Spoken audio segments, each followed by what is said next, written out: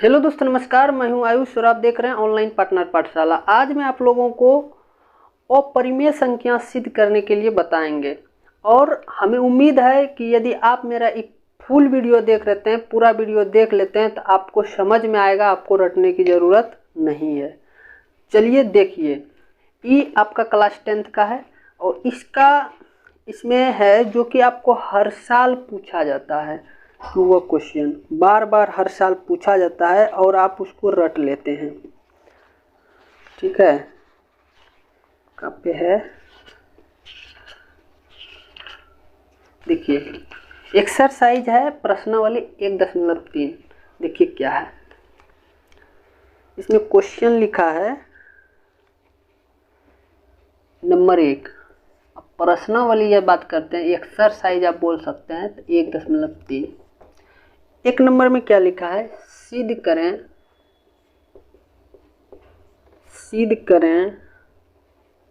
कि √5 एक अपरिमेय संख्या है। यह सिद्ध करना। एक सीखिए और हजारों बनाइए। ठीक है, आपको इस टाइप का जितना भी मिलेगा उस टाइप में बना दीजिए और रटने की कोई ज़रूरत नहीं है। आप देखिए, एक बार देख लीजिए वीडियो, उसके बाद एक बार अपने से प्रयास कीजिए, उसके बाद आप जितना चाहे बना सकते हैं, कभी रटने का ज़रूरत नहीं पड़ेगा। तो देखिए भाई, आपका है ई। देखिए, आप सबसे पहले परिमेय अपरिमेय को जानते होंगे। देखिए, परिमेय कहते किसको हैं? परिमेय संख्या एक है अपरिमेय संख्या, इसको तो आपको बढ़िया से जानना जरूरी है। परिमेय उसको कहते हैं जो P/Q के रूप में हो। किसके रूप में? P/Q के रूप में। अपरिमेय उसको कहते हैं जो P/Q के रूप में नहीं हो। इसमें हो, इसमें नहीं हो। बट इसमें एक और रीजन है कि Q का वैल्यू कभी भी 0 के बराबर नहीं होना चाहिए। इसमें कहता है कि Q का वैल्यू आपका 0 के बराबर होगा भी तो नहीं होगा। अब P/Q है क्या, तो आप समझ लीजिए P और Q जो है, P और Q पूर्णांक संख्या है। क्या है? पूर्णांक संख्या है। ठीक है, यहाँ भी पूर्णांक, यहाँ भी पूर्णांक रहेगा। बट एक बात ये रखिए कि ई परिमेय संख्या होने के लिए इसमें क्या होना चाहिए? सअभाज्य होना चाहिए। क्या होना चाहिए? सअभाज्य संख्या होना चाहिए। P और Q क्या होना चाहिए? सअभाज्य संख्या होना चाहिए। ठीक है, इसमें सअभाज्य होने का कोई ज़रूरत नहीं है। मतलब इसको याद रखिए, जो रूट के अंदर रूट वाला संख्या, रूट वाला वही संख्या होता है जिसका पूर्ण वर्ग नहीं निकलता है, जिसका पूरा पूरा वैल्यू नहीं होता है। वह परिमेय का मतलब ही हो गया कि वह संख्या पूरा नहीं है, वह कल्पना करने लायक नंबर है, संख्या है। इस नंबर को सिर्फ कल्पना किया जा सकता है, इस नंबर को हकीकत में दिखाया जा सकता है, लिखा जा सकता है। समझ गए? जैसे में कहेगा √2 है तो √2 इसका यदि पूरा वैल्यू निकालिएगा, यानी ई कभी भी पूर्ण संख्या नहीं हो सकता है। और पूर्ण संख्या किसको कहते हैं तो आप जानते होंगे, पूर्ण संख्या उसको कहते हैं जो 0 से स्टार्ट हो और इसका अंत नहीं हो। आप देखिएगा, इसमें सारा पूर्ण संख्या होगा, एकदम पूरा नंबर होगा। और पूरा नंबर कभी भी अपरिमेय संख्या नहीं होता है, यह हर हमेशा कल्पना करने लायक नंबर है। मतलब कहने का, इसका वैल्यू यदि √2 का निकालिएगा तो बहुत क्या आएगा, बहुत दूर तक चलेगा, कभी यह समाप्त नहीं होगा। तो आपको इसको ज़बरदस्ती, जैसे इसका वैल्यू हम बोलते हैं 1.4142, इसके आगे भी चाहिए 4142, 4142 चलते रहेगा। तो हम लोग इसको मान लेते हैं कि इतना लगभग हो सकता है।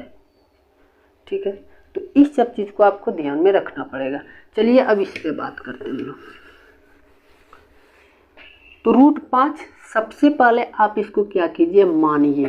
तो माना कि √5 एक परिमेय संख्या है, वो परिमेय, लेकिन हम माने परिमेय संख्या है। काहे माने, क्योंकि हमें सिद्ध करना है। ठीक है, यदि ई परिमेय है तो आप बोल सकते हैं कि सर परिमेय तो कब कैसे होता है, P बटे Q के रूप में होता है। और P और Q है क्या, तो कहिएगा अभी आपको बताएं, P और Q एक पूर्णांक संख्या है। क्या है, पूर्णांक संख्या है। अब आप जानते होंगे पूर्णांक संख्या है। देखिए पूर्णांक संख्या को समझिए, हम लिख दें 4/6, दूसरा लिख दिए 12, तीसरा लिख दिए 10/15, 10/15 10/20। अब ई भी पूर्णांक है, ई भी पूर्णांक, ई भी पूर्णांक, पूर्णांक पूर्णांक पूर्णांक पूर्णांक। अब परिमेय होने के लिए कहता है कि सहअभाज्य होना चाहिए। क्या होना चाहिए, सहअभाज्य। सहअभाज्य किसको कहते हैं, तो इसको भी आप समझिए यहाँ पे, सहअभाज्य,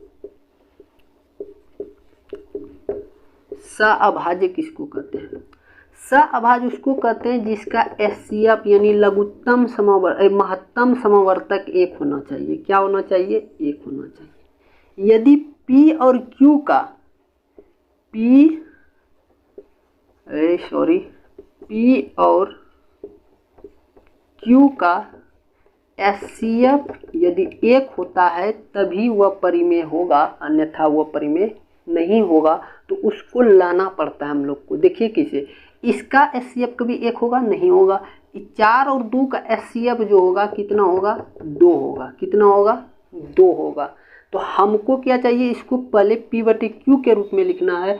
P बटे Q का रूप का मतलब 2, 2 दूनी 4 और 2 तिया 6। अब बताइए 2/3 का एचसीएफ क्या होगा, तो 2/3 का एचसीएफ जो होगा वो कितना होगा, 1 होगा। कितना होगा, 1 होगा। तो अब ई P बटे Q इसको बोल सकते हैं। ठीक है, ई क्या था, 4/6 आपका भिन्न था। क्या था, भिन्न था। भिन्न को हम लोग परिमेय नहीं बोलेंगे, रियली केस में हम बोल देते हैं, मगर यदि आप कॉन्सेप्चुअल चीज़ सीखना चाहते हैं तो आपको हर चीज़ पे ध्यान रखना होगा। तो 4/6 जो था वो मेरा भिन्न था। क्या था, भिन्न था। और इसको जब कटा दिए, अब इसका एचसीएफ 1 बच गया, तो 1 हो गया। तो इसका मतलब 2/3 क्या है, परिमेय संख्या है। क्या है, परिमेय संख्या है। तो यहाँ तक आप समझ गए होंगे। चलिए इसी पे और सहअभाज्य समझ गए, जिसका 2 संख्या का एचसीएफ कितना हो, 1 हो। ठीक है, चलिए अब देखिए P बटे Q क्या है, ई परिमेय है या नहीं है, ये तो पता नहीं। जब इसको कटाएंगे, काट-कूट करेंगे, तब उसका एचसीएफ 1 आएगा। तो हम यहाँ पे मान लेते हैं फिर √5 बराबर A बटे B। अब ई क्या है, A और B का, A और B सहअभाज्य है, सहअभाज्य संख्या है, सहअभाज्य संख्या है। अब क्यों है भाई, क्योंकि इसका एचसीएफ कितना होना चाहिए, 1 होना चाहिए। और एक शर्त, यदि ये परिमेय है तो B का वैल्यू कभी भी 0 नहीं होना चाहिए। इतना दूर तक यदि आप लिख लेते हैं तो आप समझिए कि इसको 50% समझ गए, मतलब 50% आपको समझ में आ गया। बस अब बाकी है सिर्फ लिखने का। देखिए क्या, इस दोनों का हम दोनों ओर क्या करें, वर्ग कर दें। दोनों ओर वर्ग करने पर तो √5 का स्क्वायर बराबर A स्क्वायर बटे B स्क्वायर, दोनों ओर कर दिए। अब देखिए स्क्वायर और रूट जो होता है, ये दोनों क्या होता है, आपस में कट जाता है। तो यहाँ कितना बचा, 5, और यहाँ बचा A स्क्वायर बटे B स्क्वायर। ठीक है, अब यदि इसको सॉल्व करते हैं, इसके नीचे कुछ नहीं, 1, अब कोना कोनी गुना कीजिए, B गुना 5 तो 5B square, 1 Guna A square तो A स्क्वायर। यदि और इसको थोड़ा सा आगे बढ़ें तो इस चीज़ को आप समीकरण 1 मान सकते हैं। ठीक है, तब आगे बढ़ते हैं। अब इससे आगे एक स्टेप बढ़िए, तो कहिएगा B स्क्वायर बराबर A स्क्वायर बटे 5। का है, क्योंकि ये गुना में है, बराबर के उस पर जाएगा तो भाग में आएगा। अब आप यहाँ पे ध्यान दीजिए, ए स्क्वायर को 5 क्या कर रहा है, भाग लग रहा है, निभाग दे रहा है, मतलब कट रहा है, जो भी बोल सकते हैं। यानी ए स्क्वायर को 5 विभाजित कर रहा है। तो देखिए यहाँ पे लिखिए, चूंकि ए स्क्वायर को 5 विभाजित कर रहा है, तो ये कॉन्सेप्ट है, तो ए को भी 5 विभाजित करेगा,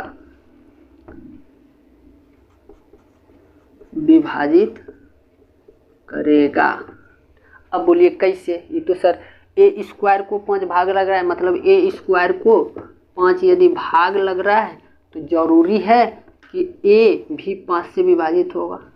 तो हाँ, ये जरूरी है। तो देखिए कैसे, मान लेते हैं हम यहाँ ए का मान 5 ले लिए, ठीक है। अब ए स्क्वायर को आपको भाग देना है, तो ए स्क्वायर कितना होगा, 25 हो जाएगा। किससे भाग लगना है, 5 से। तो आप देखिए 5 क्या हुआ, कट गया। अब ई 5 को भी 5 से भाग लग जाएगा। ऐसे आप कह सकते हैं कि 10 का स्क्वायर यदि 5 से भाग लग रहा है तो 10 भी 5 से भाग लगेगा। तो समझ सकते हैं, 100 का में 5 से भाग तो हो गया 20, और इसमें भाग दे भैया तो 2। देखिए भाग तो लग रहा है, मतलब एक स्क्वायर में यदि उसका भाग लग रहा है तो वही संख्या उतना से भी भाग लगेगा। एकदम ये फिक्स है, ये एक थ्योरी के रूप में है, ठीक है, इसको आपको समझना। तो यहाँ तक आप यदि समझ गए तो इतना सा ही है, और इतने ही आगे करना है, बस कोई दिक्कत नहीं है। चलिए आगे चलते हैं, आगे चलें तो इसको हमको मिटाना होगा भाई। चलिए अब देखिए, जगह से समझने का प्रयास कीजिए, ये क्यों लिखा गया, इसका यूज है आगे, इसीलिए लिखें, और कैसे लिखें आप समझ सकते हैं। तो देखिए ए को 5 विभाजित करता है, हम लिख दिए। ए में यदि 5 से भाग देंगे कुछ ना कुछ तो आएगा, जिसका मान लेते हैं सी, जहाँ सी एक पूर्णांक होगा। क्या होगा, एक पूर्णांक होगा, ठीक है, जहाँ सी क्या होगा, एक पूर्णांक होगा। अब आपको बोलें तो हम ऐसे लिख सकते हैं 5, इसके नीचे कुछ नहीं, ए गुना 1 तो ए, 5 गुना सी तो 5c, ठीक है। अब आप बोलिए, ये चीज़ तो आपको समझ में आ गया, कैसे आया। हम यदि अब बोले कि भाई बताओ कि यह इस समीकरण 1 से लें, अब बताओ समीकरण 1 का यूज करते हैं, समीकरण 1 से बोलिएगा सर क्या यूज कीजिएगा, समीकरण 1 लिख लीजिए, 5b स्क्वायर बराबर ए स्क्वायर, यही तो समीकरण 1 है नहीं यही? बोलिएगा हाँ सर है। इसको आप मिटा देते, इसका कोई ज़रूरत नहीं है, इतना सा आपको लिखिएगा कॉपी में, ठीक है।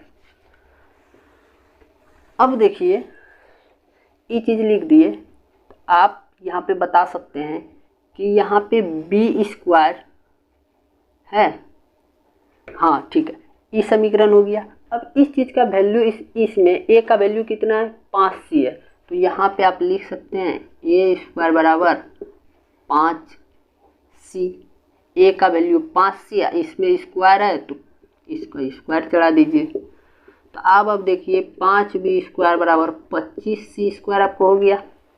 और आप जानते हैं कि इसको 5 से कटा भी सकते हैं, तो b स्क्वायर बराबर कितना हुआ, 5c स्क्वायर हो गया। अब ये भी बात बोल सकते हैं बी स्क्वायर गुना में है, इधर भाग में आ गया सी स्क्वायर।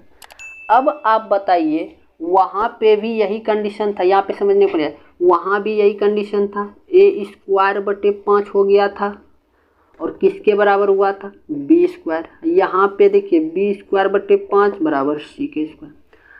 आप क्या सीखे थे, ए और बी क्या था, एक सहभाज्य था। क्या था, सहभाज्य था। क्या था, सहभाज्य। और सहभाज्य उसी को कहते हैं जिसका एचसीएफ 1 आवे। आप देख रहे हैं कि ए भी 5 से कट रहा है और बी भी 5 से कट रहा है, तो मतलब एक के सहभाज्य कहने का मतलब एक के अलावा किसी से नहीं कटे, जैसे में हम बात किए थे 2/3। अब बताइए यह परिमेय है, 2/3 जो है 2/3 किसी से कटेगा नहीं, किससे खाली कटेगा, एक से खाली कटेगा। ठीक है, अब मगर यहाँ ए और बी जो है वो 5 से भी कट रहा है और 1 से भी कट रहा है, तो आप क्या बोल सकते हैं कि यह सहभाज्य है, ए बी सहभाज्य है, बोलिएगा नहीं है। अब क्यों नहीं है, क्योंकि हम जो माने थे वो परिमेय था, हम उसको गलती मान लिए थे परिमेय नहीं, तो वो परिमेय को सिद्ध करने के लिए क्या माने थे, परिमेय मान लिए थे।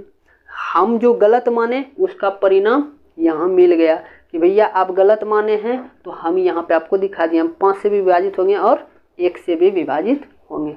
इसलिए अब देखिए यहाँ से विरोधाभास हो गया, तो यहाँ पे आप लिख सकते हैं चूँकि बी स्क्वायर 5 से विभाजित है तो बी भी 5 से विभाज्य होगा, विभाज्य होगा। जैसे मैं आपको बताए थे कि यदि b स्क्वायर 5 से विभाज्य है तो b भी क्या होगा, 5 से विभाज्य। जैसे b का वैल्यू 10 का स्क्वायर ले लेते 5 से विभाज्य है तो 10 भी 5 से विभाज्य होगा। यही तो आपको बताया तो उस समय। तो इन दोनों क्या हो रहा है, एक के अलावे 5 से भी विभाजित हो रहा है। अरे भाई ठीक है, विभाजित हो रहा है। तो जो हम माने, तो मेरा मानना क्या था, गलत था, तो इसलिए यहाँ लिखेंगे चूँकि ए और बी एक सहभाज्य संख्या नहीं है। क्यों नहीं है भाई, क्योंकि एक के अलावे 5 से भी